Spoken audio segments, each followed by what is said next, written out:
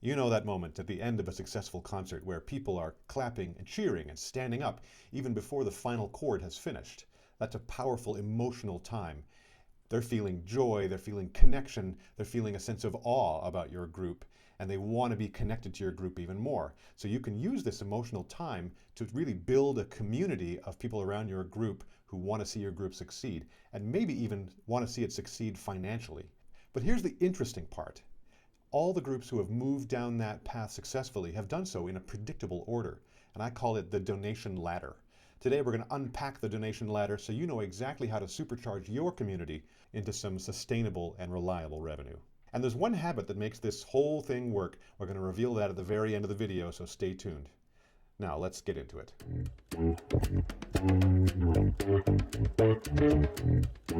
Welcome to the Choir Genius channel. I'm Tom Metzger. At some point in the early life of many choirs, something shifts. You go from being a pretty simple organization where, yeah, you sell some tickets, you collect some dues, you buy some music, and it all roughly balances out, to a situation where you start to be a little more ambitious. You want to have those commissioned works, you want to go on a tour, you want to put on bigger shows with headlining acts and really make something of it. And the groups who successfully do that usually have one major thing in place that the simpler groups do not, and that is a real base of donors. And once you have that donor base in place, something important changes. You're not living concert to concert anymore. Now you've got this big community of generous people who really want you to succeed, and they're willing to help you financially to make that happen. It's the difference between kind of a hobby choir and an institution. And the beautiful thing is that choirs are really well positioned to build such a community because they do have that emotional impact that people crave. And people want to give money to the arts. So this is why so many choirs do this. It's extremely effective and is not the most difficult thing to do for an emotional organization like a choir. But here's the misconception that trips up a lot of groups. How do you get started? You don't just simply start asking people for money. What you do instead is you start building a real community of people who care. And the first thing you're going to ask them to do is not to give you money. Personally, I've been on the board of a lot of choral organizations, including the Vancouver Youth Choir, the Phoenix Chamber Choir, and now Van City Harmony. And it's always essentially the same sequence people go through, which I call the donation ladder. So basically, the donation ladder is you start with some strangers, you turn them into audience members, you turn those audience members into supporters, and then you turn those supporters into donors, people who are helping you out financially. And before the money appears, the community appears. And like most of the videos in this How to Make Money for Choirs series, it's too complicated to really fit every detail into a 10-minute video. So we've got a much longer, more comprehensive blog post on choirgenius.com, and that's linked in the description. So now let's start at the beginning. So step 0 is to start building that community, because let's be honest, it's just not going to be very effective to start asking strangers for money. That's probably not going to work. So the question you have to ask yourself is, who cares about us right now? Is it just friends and family who are kind of obligated to come to our shows, or do we have a public following? And it's that public following that makes all the difference, because if you're not restricted to just friends and family, then it can really scale. But how do you do that? Well, everybody gets some people, some brand new people coming to their shows through their advertising efforts or through the social network around their group. And so the trick is just simply don't lose them. You have to make absolutely sure that you can capture the contact information for these people so you can do outreach to them over the following months and let them know about your upcoming show. So believe it or not, this is where most choirs fall down. They have people come to their shows where that emotional situation exists, and those people enjoy themselves, and then they never hear from them again because they didn't know who they were. So how do you capture those people? Well, it's very simple. You're going to need their email address. And you can get that by making sure you're using a ticketing solution that gives you their email address. Or if you can't do that, or in addition to that, you've got a QR code in the program that lets them sign up to your newsletter, to your mailing list, or you've got a raffle where they have to give you their name and email address. You have to capture that somehow, and that way you can do the thank you for coming to the show, you can do the outreach in the weeks and months after the show to make sure you stay top of mind, and now you're building a public following. So it's not glamorous, but if you skip that first step, the rest of the system is never going to work. So step 1, after step 0, is just casual giving. So you've got this community of people around you who care about your choir, and now you have to give them an easy way to say thank you. After a powerful concert, a lot of people are going to they're going to feel like giving you money. And for some reason, lots of groups make this strangely difficult. So you just have to make it as easy as possible, as friction-free as you can. You could have a QR code in your program that goes straight to a donation page so they can do it right there when they're sitting in the seat. Because the truth is, if they leave and thinking I'm going to donate later, it depends on their memory, and they're about as likely to remember as they would be to change their smoke alarm batteries next week. And as part of this process, some people, yeah, they feel like they want to give, but they don't really think of it unless you ask. And it can be a very simple ask like, hey everybody, we hope you had a great time. There's a QR code in the program. If you want to make a small donation, it's going to be super easy for you to do it. Now, most of these donations are going to be pretty small. They're going to be 10 bucks, 20 bucks, 30 bucks. But that's not the point. The point is they've crossed an important psychological barrier. They've gone from being a supporter to being a small donor. Now, once casual giving is normalized, you can step it up a notch to level 2 and make a campaign. And a campaign is basically a little more concrete. It gives it a specific reason for giving money instead of just support the choir because you're a good guy. And for example, how do you feel about please support the choir versus please help us record our first album? That second one is far more compelling. And there's lots of different options for making a concrete campaign, but it could be, yeah, that recording project, it could be going on a tour, it could be commissioning new work, or it could be youth outreach, or any number of other things, as long as it's concrete. And internally, great campaigns have a few things going for them. They have a clear financial goal, they have easily trackable visual progress like those thermometers you've probably seen, and critically, participation from the singers themselves, because you'd be surprised how many people are actually one step removed or two steps removed from just the people in your choir. If you have 60 people and they each are able to communicate with 100 people, that's 6,000 people that can be involved in your campaign. So yeah, campaigns are often when a group realizes that their community is so much bigger than that first level, the people they're already aware of. Now, let's take one more step on the ladder to go from growth to sustainability.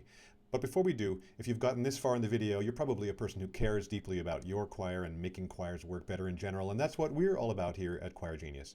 So like the video, share it with one person who you think needs to see it, and you probably want to be notified as we continue this series on how choirs make money and future video efforts that we make. So subscribe to the channel, click on the bell icon, and YouTube will let you know. Now let's continue. And step 3 is recurring donations. Because campaigns are a wonderful source of revenue, but they can also be pretty chaotic. It could be $25,000 one year and $9,000 the next when you were kind of hoping for 25. So a mature organization is going to have that recurring donation program in place, and you give it a name so it's really clear what it is. Maybe it's your patron circle, maybe it's your friends of the choir, but allow the people who make those recurring donations to feel a sense of belonging in a group. That's very helpful. So mechanically, you're just asking for a small gift every month instead of a larger gift once a year or in some campaign. And psychologically, that's much easier to do. If someone's giving $20 a month, they're not really going to notice that out of their budget, chances are.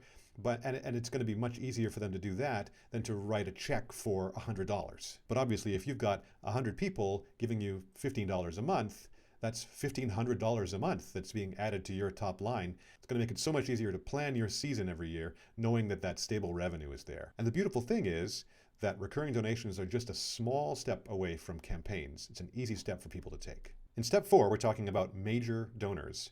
Now, a lot of nonprofits will ultimately come to the realization that most of their income from donors comes from just a few donors.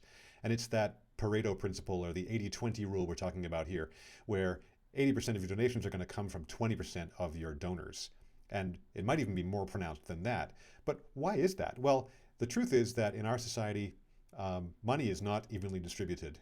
And so even though a $5,000 or $10,000 check would be a huge sacrifice or even impossible for most of the people like you and I, for some people it may as well be $1. They don't even notice the difference.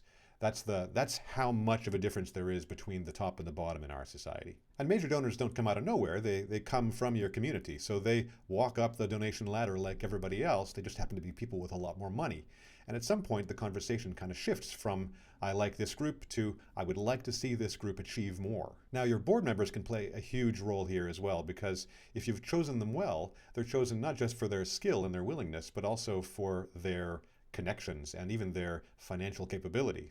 A lot of boards are expected to contribute themselves, and they're going to have also ideally the friends in their circle who can also become major donors. So they'll invite them to shows, and eventually that relationship deepens, and now you've got these much larger chunks of money coming in. And more so than your regular donors who might give you $10 or $100, major donors tend to appreciate recognition. They want to be in the program, listed as a platinum level donor. They want to be on the website. They want to be thanked in person if they're one of the top donors. So make sure recognition is part of your program, especially when you start to move into those major donor areas. Now, it might take some time to cultivate these relationships, but it's worth it because one major gift can be bigger than 100 people's minor gifts in a given year. It truly is an amazing ratio. And finally, level 5 is corporate sponsorship. And now corporations, sometimes they will give just out of pure philanthropy, but usually it's a kind of a mixture between charity and advertising for them. Certainly a lot of businesses would want to be making their communities a better place to live, and they want to do that by giving money to the arts, to your choir, for example.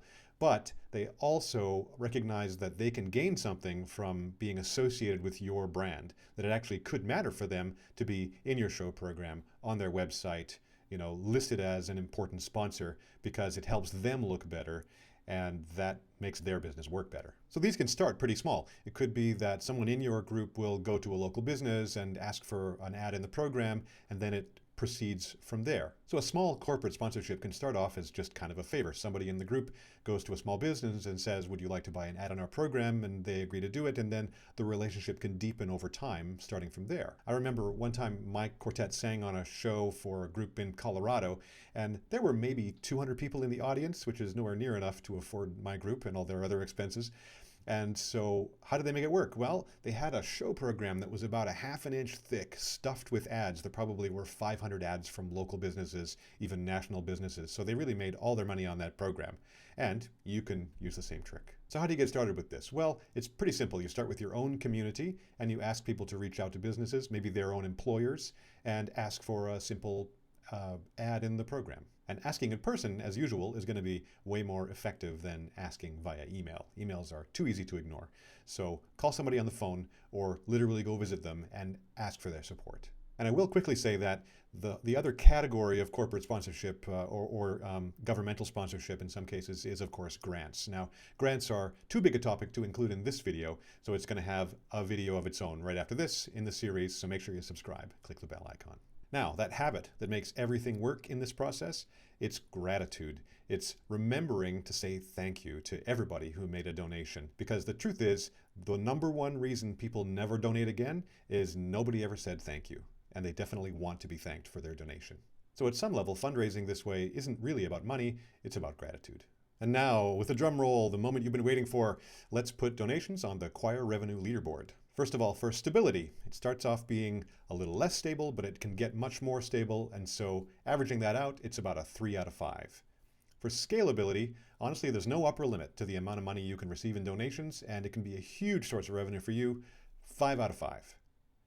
Low cost. Well, it's low cost early on, but you really do have to invest if you want to grow the program. And so that's a 2 out of 5. And finally, do you control it? Well, you kind of do, but it's also ultimately dependent on the people who are giving you the money. So that's a 3 out of 5. And so the average number is 3.25, and that makes it second, tied for second on the leaderboard so far. So let's wrap this one up. Your donation community is going to take time to build, and it's going to take gratitude, and it's going to take trust. But once it's built, a great donation community can be the financial engine that allows your group to really move forward with confidence and to take risks. And there's nothing else that scales as well as donations. And if you think about it, it makes perfect sense. Choirs themselves are communities of people who love music, and a donation program simply extends that community outward. Now let's get out there and make some music.